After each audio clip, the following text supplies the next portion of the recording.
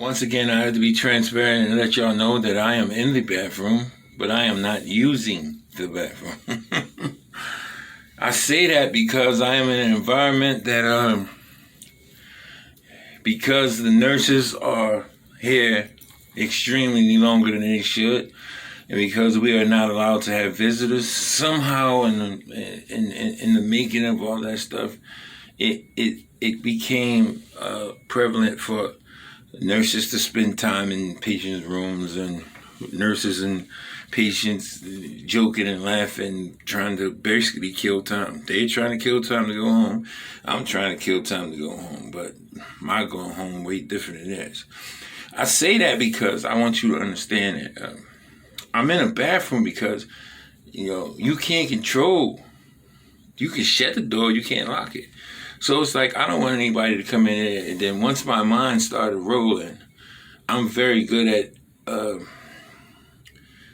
really good at improv, like to go off the top of my head and not have something written down or whatever. But if that connection is cut, then I kind of lose out on the concentration of what it was that I was trying to create. And I need y'all to get y'all pens and y'all pads out because I'm going to help y'all out.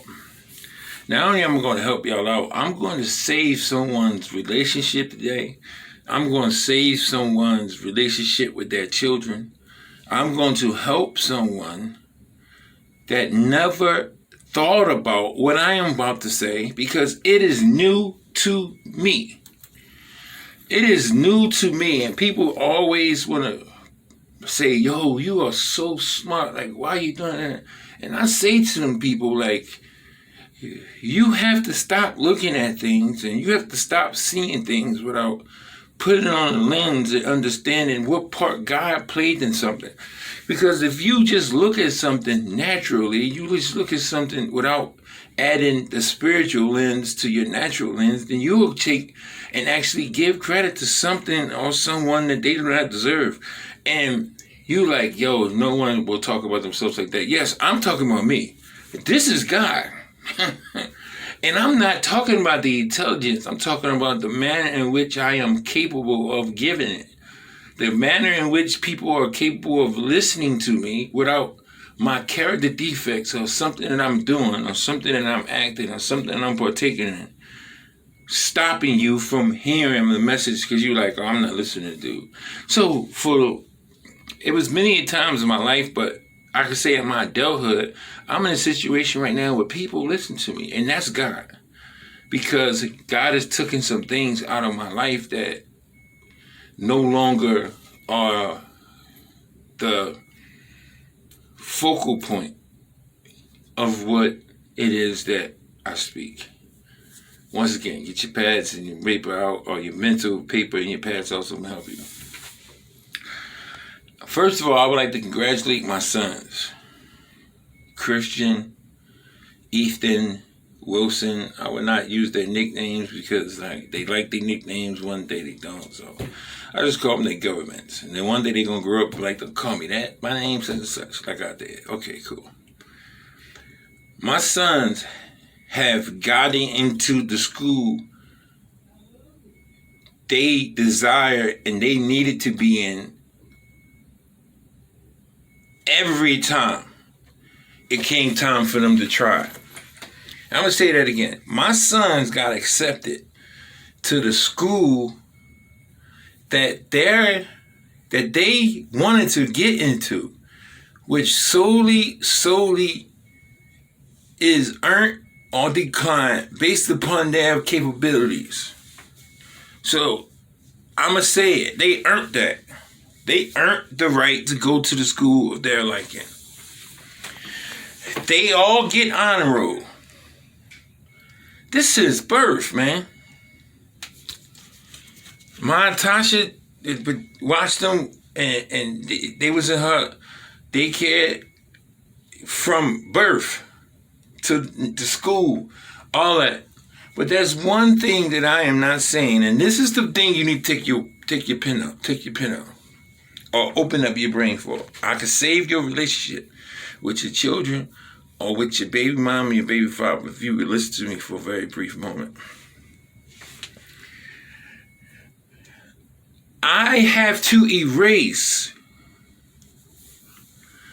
everything I feel about this woman from being with her, everything I feel about this woman from being married to her, everything I feel about this woman from being separated, everything personally I feel about this woman, I have to erase, because what I speak of has nothing to do with me or her. Yeah, it's gonna burn somebody's ass today. Listen, what I'm about to say has nothing to do with what she is as a girlfriend, or wife, or companion, or friend. We are only talking about motherhood.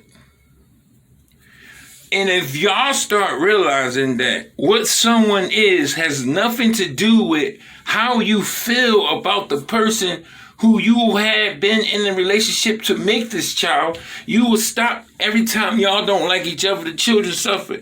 I can't stand her, so I ain't doing shit. I can't stand him. He ain't seeing these motherfucking kids. If you get out of that circle and understand that your children has nothing to do with y'all relationship.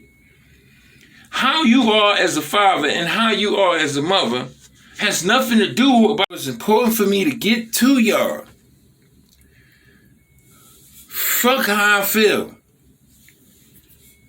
I think the God of my understanding that my baby's mother, my son's mother, her as a mother, I keep saying it because you can fake it off like y'all don't mix the two, because I'm guilty of it myself. Her as a mother, I wouldn't ask. If God came down here right now and said, do you want her to be your baby mom, or do you want her to be the ones that's in charge of your sons? You could switch right now. I would be like, hell no. No. I can't say nothing about that woman as a mother.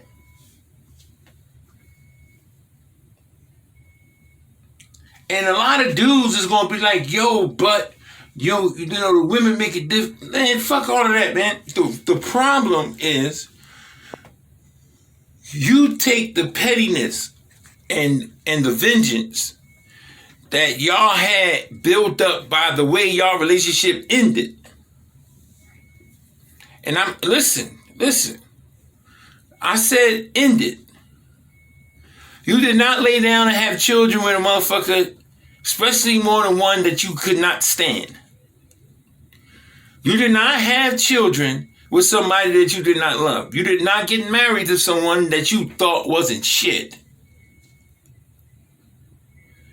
Those emotions and those feelings are accumulated by the end. Because all during y'all relationship, y'all have been forgiving and overlooking shit because you decided that regardless of this, I am not ready to leave yet.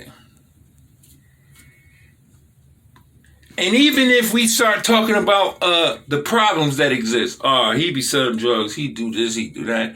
She always with her girlfriends and leaving my babies by herself. Regardless of what you niggas and girls say, they was doing that when y'all was together. What has changed? Y'all not together no more. So now it's like, oh, man, fuck you. I ain't never had one of them baby by your stinking ass anyway. Oh, man, fuck you, you little dick ass nigga. Nobody care about none of that shit. Like, nigga, you was corny. I should have fucking made you put a condom. All this little crazy shit, right? That's anger, vengeance, vindictiveness that has built up within y'all's relationship. You and hers and his. Those children have nothing to do with it. No relationship with a woman should turn you into a bad father.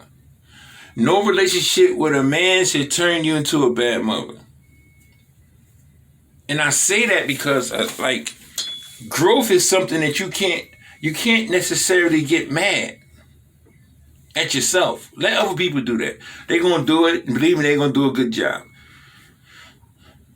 You can't be mad at yourself.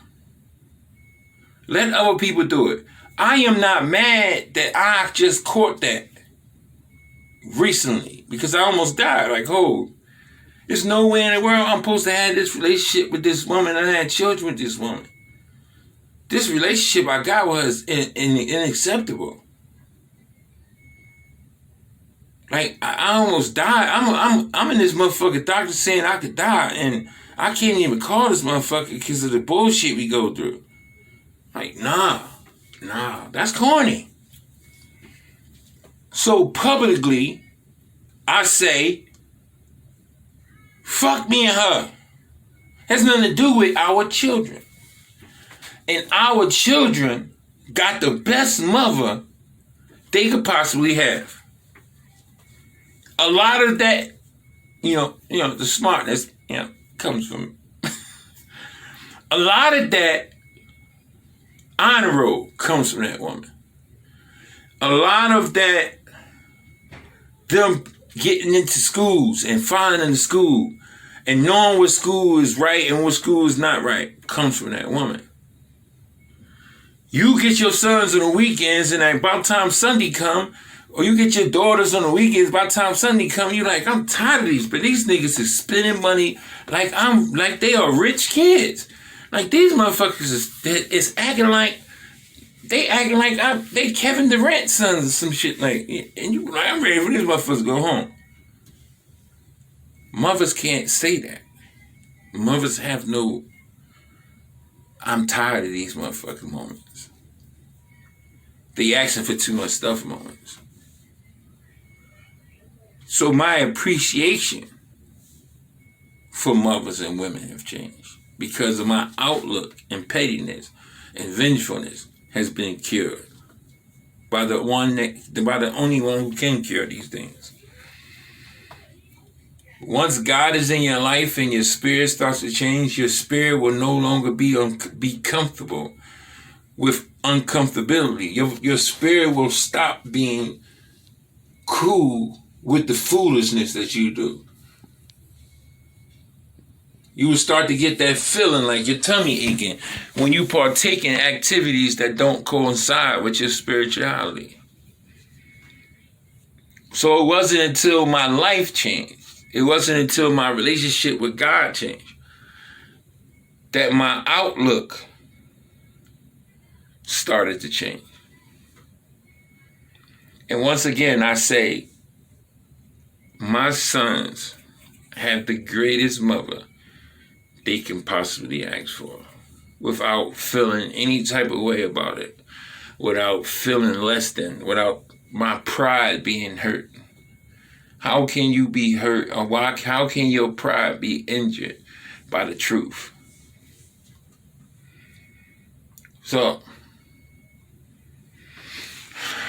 even though it stings, even though the truth hurts, it heals. Sometimes you gotta rip a bandage off of a wound so it could bleed, because the blood is what brings the nutrients and stuff it needs to heal. Sometimes pain is needed for you to get something. Sometimes circumstances is needed for you to get something. Sometimes you might have to go through hell for you to realize that heaven was in front of your face. And I say all of these things because, I have to give glory to the person who owns glory and the person who deserves it, because, I could have been thought like this. My intelligence did not change. I did not get enlightened. All that changed was my outlook and my perspective about life. And once that happened, all of this stuff that used to be blurry and all these falsehoods and propagandas and brainwashing that I experienced all went away naturally.